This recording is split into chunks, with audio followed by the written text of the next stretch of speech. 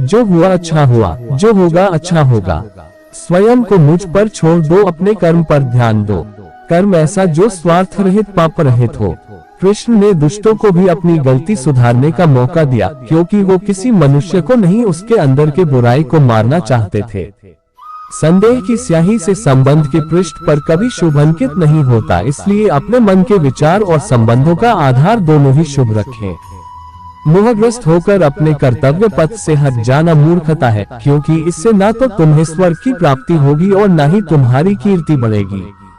इस भौतिक संसार का ये नियम है, जो वस्तु उत्पन्न होती है, कुछ काल तक रहती है, अंत में लुप्त हो जाती है, चाहे वे शरीर हो या फल हो।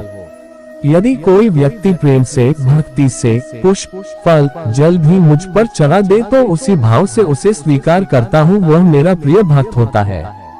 उससे मत डरो, जो वास्तविक नहीं है, ना कभी था ना कभी होगा। जो वास्तविक है वो हमेशा था और उसे कभी नष्ट नहीं किया जा सकता।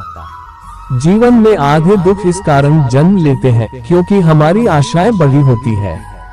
इन आशाओं का त्याग करके देखो, जीवन में सुख ही सुख है। अपने परम भक्तों, जो हमेशा मेरा स्मरण या एक चित मन से मेरा पूजन करते हैं, मैं व्यक्तिगत रूप से उनके कल्याण का उत्तरदायित्व लेता हूँ। जन्म लेने वाले के लिए मृत्यु उतनी ही निश्चित है जितना कि मृत होने वाले के लिए जन्म लेना। इसलिए जो अपरिहार्य है उस पर शोक मत करो। श्री कृष्ण ने कहा है, अगर तुम्हें किसी ने दुखी किया है तो बुरा मत मानना। लोग उसी पेड़ पर पत्थर मारते हैं जिस पेड़ पर ज्यादा मीठे फल होते हैं। अंत काल में जो मनुष्य मेरा स्मरण करते हुए देह त्याग करता है, वो मेरी शरण में आता है। इसलिए मनुष्य को चाहिए कि अंत काल में मेरा चिंतन करे। ये सच बात है कि भूल करके इंसान कुछ सीखता है, परंतु इसका यह मतलब नहीं कि वह जीवन भर भूल करता रहे और कहे कि हम सीख रहे हैं।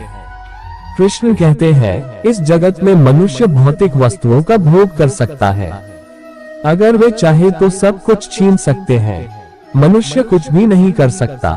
स्वार्थ से रिश्ते बनाने की कितनी भी कोशिश करे, वो कभी नहीं बनते हैं। और प्रेम से बने रिश्तों को कितना भी तोड़ने की कोशिश करे, वो कभी नहीं टूटते।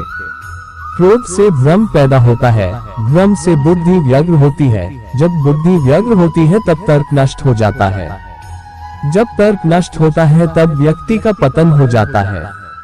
आत्मा न तो जन्म लेती है, न कभी मरती है और न ही इसे कभी जलाया जा सकता है, न ही पानी से गीला किया जा सकता है। आत्मा अमर और अविनाशी है। अगर व्यक्ति शिक्षा से पहले संस्कार, व्यापार से पहले व्यवहार और भगवान से पहले माता पिता को पहचान ले तो जिंदगी में कभी कोई कठिनाई नहीं आएगी। विषयों का चिंतन करने से विषयों की आसक्ति होती है, आसक्ति से इच्छा उत्पन्न होती है और इच्छा से क्रोध होता है, क्रोध से सम्मोहन और अविवेक उत्पन्न होता है। कृष्ण कहते हैं, जैसे प्राणी अपने पुराने कपड़े उतार कर फेंक देता है, नए को धारण करता है, उसी प्रकार यह आत्मा पुराने शरीर से त्याग करके नया शरीर प्राप्त करती है। तुम उसके लिए शोक करते हो जो शोक करने के योग्य नहीं है, और फिर भी ज्ञान की बातें करते हो। बुद्धिमान व्यक्ति ना जीवित और ना ही मृत व्यक्ति के लिए शोक करते हैं। मन की गतिविधियों, होश, श्वास और भावनाओं के माध्यम से भगवान की शक्ति सदा तुम्हारे साथ है और लगातार तुम्हें बस एक साधन की तरह प्रयोग कर सभी कार्य कर रही है। हर किसी के अंदर अपनी ताकत और अपनी कमजोरी होती है। मछली जंगल में नहीं दौड़ सकती और शेर पानी में राजा नहीं बन सकता, इसलिए अहमियत सभी को देनी चाहिए। धर्म युद्ध में कोई भी व्यक्ति निष्पक्ष नहीं रह सकता है। धर्म युद्ध में जो व्यक्ति धर्म के साथ नहीं खड़ा है, इसका मतलब है वह अधर्म का साथ दे रहा है, वह अधर्म के साथ खड़ा है।